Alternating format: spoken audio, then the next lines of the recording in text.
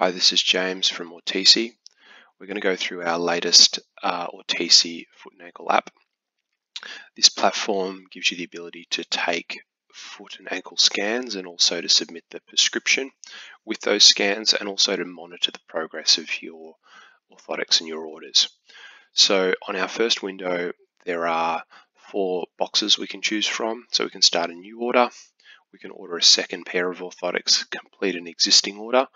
For this particular category, this would be an orthotic where you have taken a scan of someone's foot. You might have started the prescription, then you have saved it, gone to see some patients, and you want to come back to the prescription. And our completed order here will allow us to see through Autodesk, which will link it up to our website, the orthotic orders that have been submitted and are currently in process, whether they're shipped or they're being manufactured. So I'm going to start off with complete an existing order. This is purely because my laptop at the moment isn't connected to a scanner, so I'm going to use an existing scan that I have. Okay, so I'm just going to go back to the start. Okay, so the first thing it's going to ask you for is the patient, the practitioner's information. So in this case, you can add your details in, your email address, and your preferred contact. This is in case the lab has any questions, if they're unsure of something that you have asked for on the device, how best we can get in contact with you. You could have multiple practitioners added here. The delivery address, this is particularly important if you've got an iPad scanner and you might be working in several locations. With this, you're able to add multiple locations if that scan is being moved between different clinics. However, if it's just staying in the one clinic, it's best to just have that one location so that you don't have orthotics that are, in case a practitioner accidentally sends it to the wrong location. The next stage is going to ask for patient information. So what we want to do is patient name, shoe size, weight, their age roughly. Shoe size is quite important, particularly if you're ordering a performance cover and you specify that you'd like us to cut the cover to the shoe size. We'll use this particular size to do that, so make sure that's accurate. Patient-specific general notes is important for, let's say, for example, you're prescribing an orthotic for a diabetic patient. These orthotics are going into extra depth, extra width footwear, and you've got extra space to work with. You might want to specify that. Also, if you need a particularly low bulk orthotic, so a cycling orthotic, where particularly bulk is going to be a problem. So that's something where you can specify anything that's really relevant to the patient's footwear or even their general foot type. So if you've got a patient with a really rigid pes cavus foot type, it might be useful to put that on there just so that the designer is aware of that. The next step, we have our scanning page. So this will look slightly different if you're using the iPad scanner. This is based on an iCube. So it'll ask you on the iPad scanner to scan the left first, and then you hit next and scan the right one. After each time you scan it, you're able to actually manipulate the foot and check the scan that you have. The scan that I've taken here is on purpose, has too much weight bearing. You can see how a lot of the foot and arch has been collapsed because of the amount of weight bearing that I've done. This was more for training purposes. But with the iPad scan, you've got the ability to check that the foot is in 90 degrees and also check that the foot is relatively balanced in the same way that you check a traditional plaster cast where you put it on the table and make sure that you've captured the foot in the position that you would like. If you're using the iCube scan, our iCube, the sensitivity here will determine how much data the scanner collects. So a high scan sometimes, or very high, it can actually start to capture a bit of artifact. So if you're seeing little lines like this, or the scan is starting to look a bit odd, the best thing to do is to drop the sensitivity down. Perfect. So a detailed prescription is currently our traditional prescription form. Coming soon, we'll have guided prescriptions, and that's where a lot of that information it's asking you regarding patient demographics is important, and our braces currently haven't been released, but they will be released in the near future. Now, the first thing it's going to ask for is the orthotic type, and in this case, if you click on the "What's this?", it's going to give you a basic rundown of our various orthotic types. So you can get a traditional concave wedge, a wedge device, court orthotic. Our anatomical plus is a device that's only available in our EVA and dual density, and it has a higher than normal medial and lateral posterior heel cup. So this is probably a little bit similar to the type of device that you're used to seeing from an orthotist. And a UCBL orthotic we can also do as well, which is a rigid device with an extra high medial, lateral and posterior wall to stabilize forefoot, particularly foot deformities, common seen in sort of cerebral palsy and things like that. Our shell options through here, we have multiple options. We've got our polypropylene, we've got EVA, our dual density EVA as well. And the dual density EVA is a combination. So if you see the 190 to 220, it's a combination of 190 in the forefoot and 220 around the medial lateral arch and the heel counter in terms of the density that we're using. Our polycarbon is a slightly stiffer material to polypropylene. So a polycarbon device is a more premium shell material. So there is a slightly higher cost in comparison to polypropylene. But you can often, if you're using a polycarbon, use a slightly thinner material.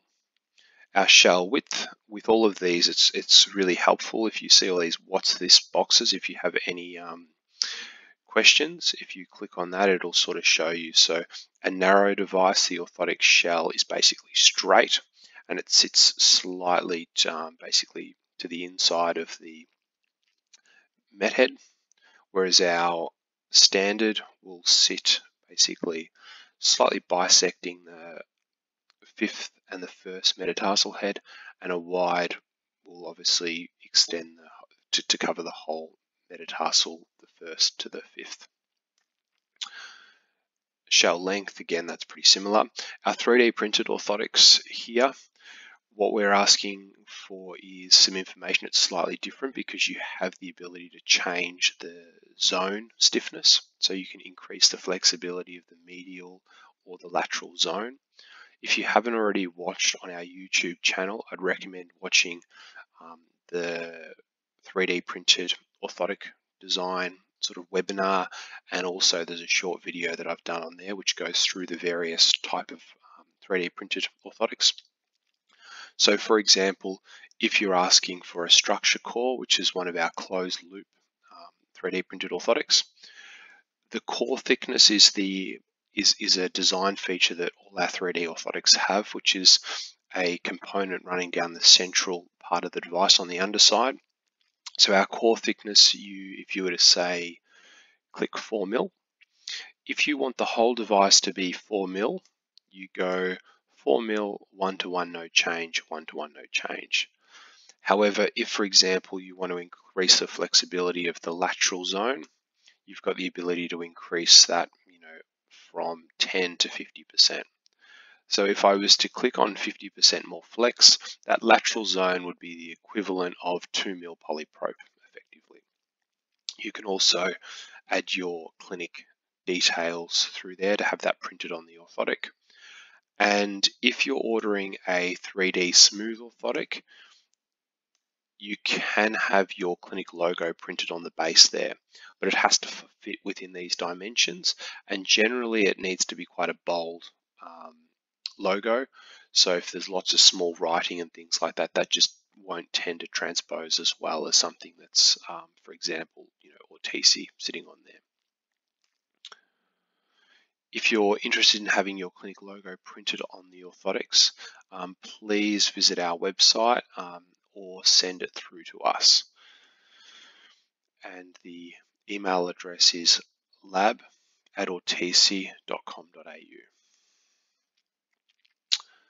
Okay, so our next page is our arch high point, arch height, forefoot extensions, rear foot correction, forefoot correction, which you're all used to. We have several different type of arch high points. What I'd recommend is to go and have a look at our data sheets, which can be found on our website. So at the moment we're still using the FootLink website, but this will change shortly. We have both laboratory guides, and we've also got our data sheets down here, which give you all the information on the various componentry that we can do. So, for example, our arch high point data, our mod root orthotic, the high point will sit just slightly distal to the first ray. A mid/mod orthotic will sit under our cuneiform.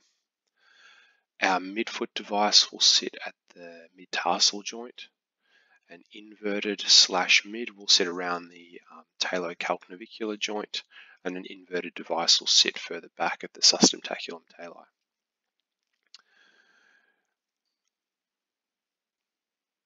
Now, if we go back to our app through here, when we're looking at arch height, this is our starting point. So when our designer takes your scan and they start designing it for, if you click a standard arch, which is 85%, it means the orthotic from the starting point will fill 85% of the height of the arch height. So let's just say, for example, the arch height is 10 centimeters. An 85% arch height will basically mean that the orthotic arch height at that starting point will be 8.5 centimeters. Then the correction is added on top of that. So for every degree of rear foot correction, you'll approximately increase the arch height by around 0.5 mil to 1 mil. If you're using an orthotic where you've got a patient who has quite a flat foot and you're using an inverted device and you're using a high amount of rear foot correction, I would generally lower the arch. So I would typically ask for a low arch if we're going to use correction sort of above, anything above sort of 10 degrees, just as a bit of a rule. And this will just mean that you've got a little bit more to work with, because, for example, an 85% arch height with 10 degrees of correction, that will still give you quite a high arch, because all of that rear foot correction is added on top of the standard arch fill. Now, with our forefoot extensions, if you click on one of those, it's going to basically ask you, are you sure you want to add a shell extension? And our forefoot correction we have there is available as well.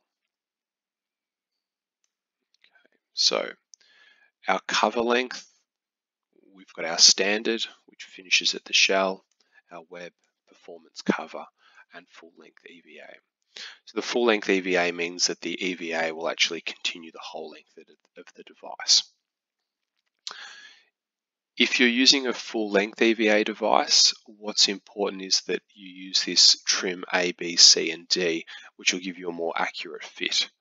So if we were to go back into our data sheets again, that's showing us our various dual density EVA combinations.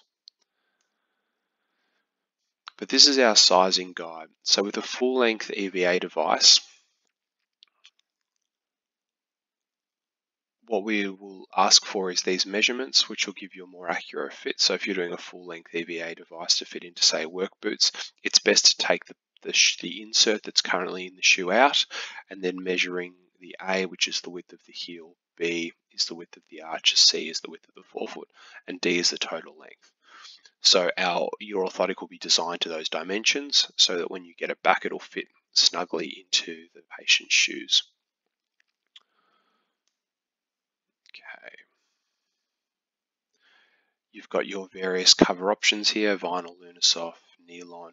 There's a few other ones such as bamboo tech, which you can specify in here.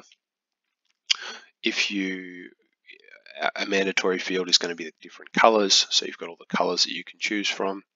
Our mid layer, you can also specify the different type of pour-on.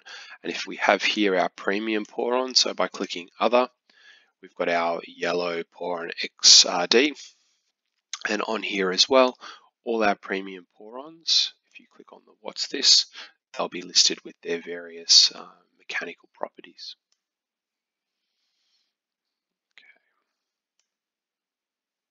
So you can see at the moment it's not going to let me go through to the next phase, and that's because I haven't clicked what poron I wanted.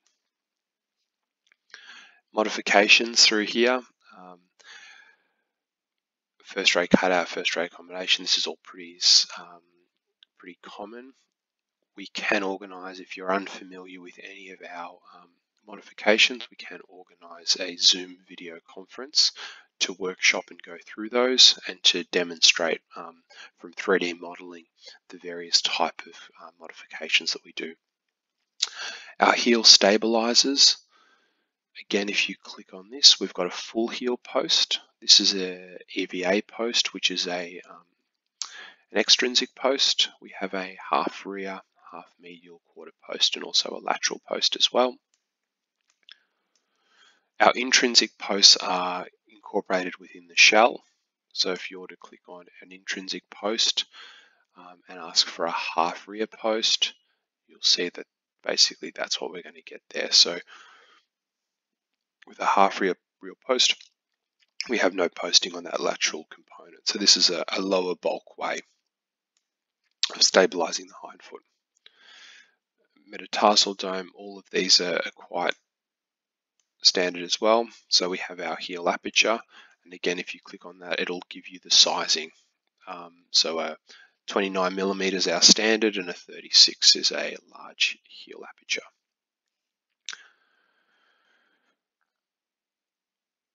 Our intrinsic medial wrap here. So this is a vertical. We will increase the height through the midfoot of the medial shell edge to try and incorporate greater correction within the transverse plane. A medial flare increases the width of the orthotic through the midfoot in patients where there's significant medial talar head deviation. Through here as well, our medial skive, you can again click on small, medium, and large. Cuboid notch, just the same. So a small is 2mm, medium is 3mm, and a large is 4mm. Our plantar fascial grooves as well, we start off with 1, 2.5, and 4mm plantar fascial groove. Through here, you've got the ability to alter the heel pitch. All our orthotics come with a standard heel pitch of 4mm, which means that they're designed with the heel sitting 4mm higher than the forefoot, because most shoes are going to have a slight pitch there. But if, for example, you're doing a quad orthotic and you need a higher heel pitch, if you adjust that and you put, say, 4mm in there, it'll be 4mm plus the standard 4mm. So that'll give you an effective heel pitch of 8mm. Heel cup height as well. You can specify the heel cup height that you would like. If you don't click on this, you'll get a standard heel cup height. So if we go back to our website and you're interested in any of those,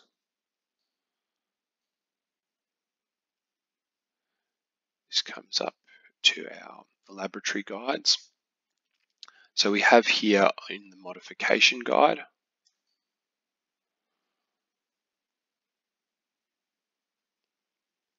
so our lab standards. So a standard heel cup for polyprop is 12mm. If you want it lower than that, 6mm, high is 18mm, and our EVA devices come with a standard of 8mm, 4mm is low, and high is 14mm. That again will show you our standard in terms of mild, moderate, and aggressive. When you're taking these into consideration, also take into consideration the size of the patient's foot.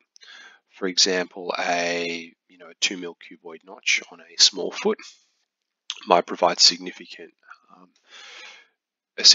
amount of correction, whereas on a person with a size 14 foot, that 2mm will be relatively insignificant in comparison. The other, if we have a look further on our website, we've also got a guide in terms of correction. So if you haven't prescribed many of our orthotics, this is generally a good starting point if you want to get an idea of what is for example, with our midfoot orthotic, what's a mild amount of correction, a moderate and a severe aggressive amount of correction. And this goes through all our various ones. This is just about to be altered.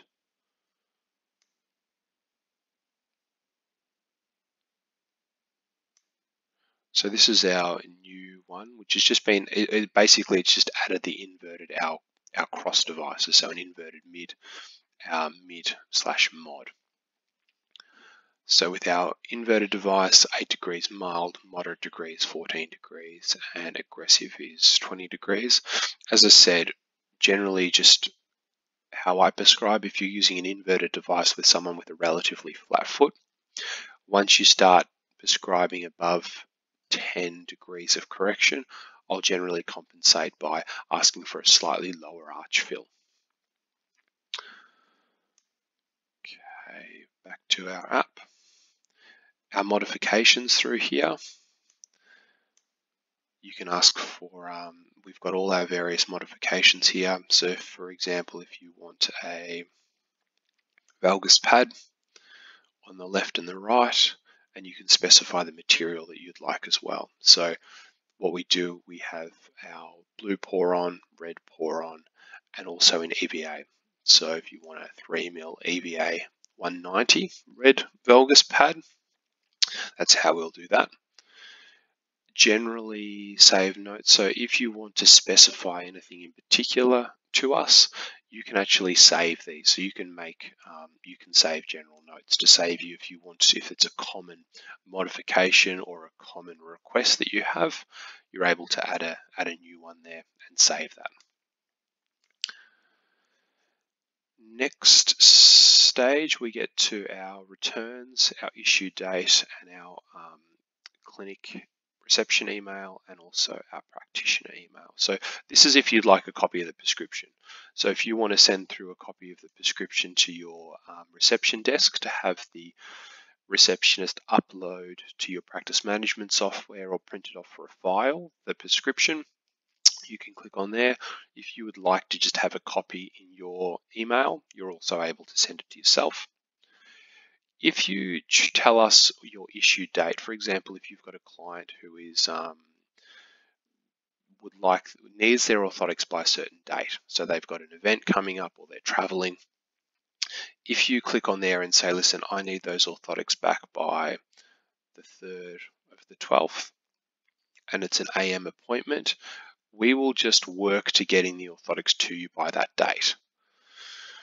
And we will, based on how quick that has to be, we'll just invoice for the rapid return depending on how long it took us to get it to you. So if you click on what's this, this is showing that if basically how long it will take you to get your orthotic. So if you place an order, for example, and it does depend on your area as well in terms of what day the delivery is. But on average, if you order an orthotic on place an order on Monday, it's generally ready for delivery on that Tuesday. But sometimes I would be just hesitant booking a patient in on that Tuesday, just in case if we've got several orthotics that we're waiting on and your delivery date is, for example, your delivery date might be Monday, Wednesday, and Friday. If the orthotics are ready on a Tuesday, we're going to hold those to the Wednesday till it's your delivery date. You've got the ability here to check your prescription. So if you click on that, it's going to generate a prescription for you, and you can go through and summarize that and make sure it's all correct.